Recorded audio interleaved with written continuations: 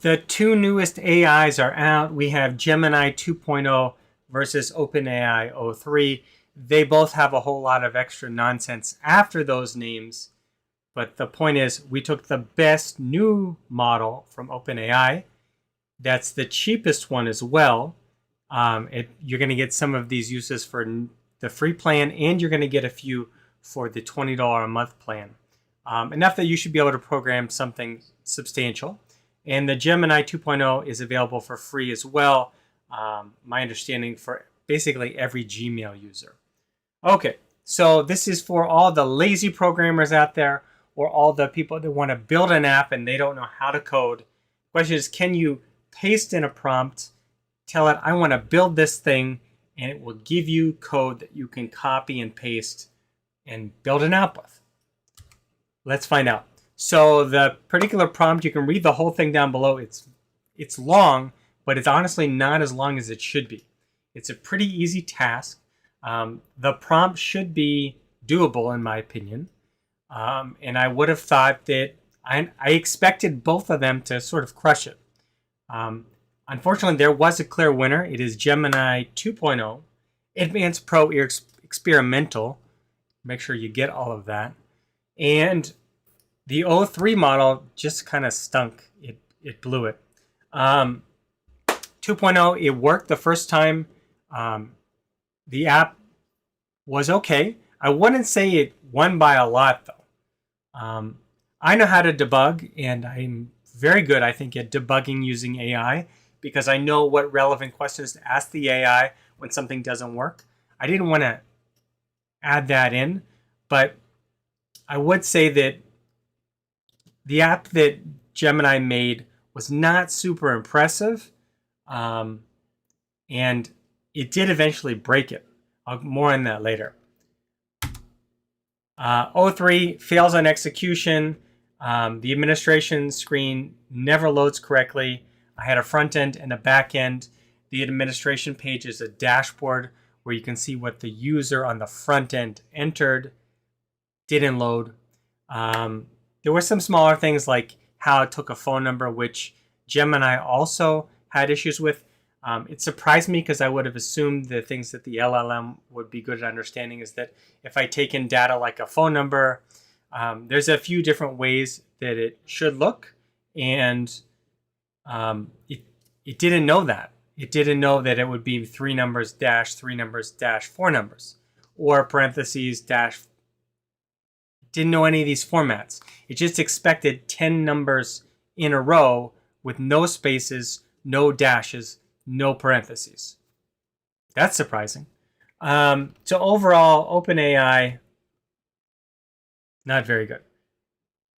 And honestly, both apps looked about the same. You can see what the Gemini version looks like in the other Gemini 2.0 video I just created. I did do some debugging with o3. It did give me some good prompts. But one of the things was, eventually I just said, I'm making this video for people who are either lazy programmers or they are no coders. And what's the point of doing all this debugging? I should stop where I'm at and just say, I could have got it to work, but I shouldn't need to. It should have done it for me.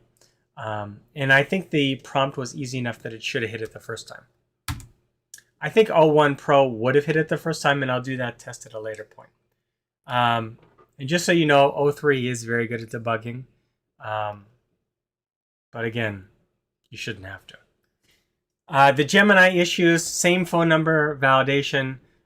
It should also recognize in the front end and give some user constraints. There are various ways you can enter that into with front server-side language. Again, if you're a no-code programmer or a lazy programmer, you don't need to know that, but it didn't do it. The table formatting on the back end was tremendously ugly. It had no formatting. This is very basic Tailwind that it provided. If you don't know what that means, it looked okay. It looked like a cookie cutter website that a lot of websites use, with no graphics or anything like that. And the services selection was really clunky. You couldn't select more than one service at a time. And again, you can click on the Gemini 2.0 other video for more information. And other things that I think about with an LLM is if you had in the prompt that you wanted to be able to pick a wedding date, you would assume that's in the future. You cannot get married in the past. Shouldn't it know that? The LLM did not. I did attempt to improve the Gemini output. I was like, oh, this is pretty good. Let's give it a few more features. Say, add this, this, and this. It broke it. All of a sudden, the administrator section was not working. It didn't work. By the way, aren't these graphics amazing on this presentation from Gamma.app? They don't sponsor me, but they should, because it's awesome. It's not good for no code. So if you're hoping to just use these free models with Gemini or free model with O3, which is going to be mini, and you get more mini lows than mini. Again, they have these terrible naming schemes. You get some usage of mini low, and then you get a few less of mini high. High is better at programming, but I used high in this one, and it wasn't high enough because it didn't do a good job. None of these are very good options. You're not going to be able to just copy and paste and listen to Sabrina Carpenter and vibe away, because it's not going to work. You're going to need to debug. And overall, my initial impression of O3 and Gemini 2.0 is that I just used Replit's product a bunch with an older model, and I was like, wow, these guys are cooking. And girls, because I'm sure they have some female programmers that work there. Their app is just killing it for no code. I wouldn't start with either of these products for no code.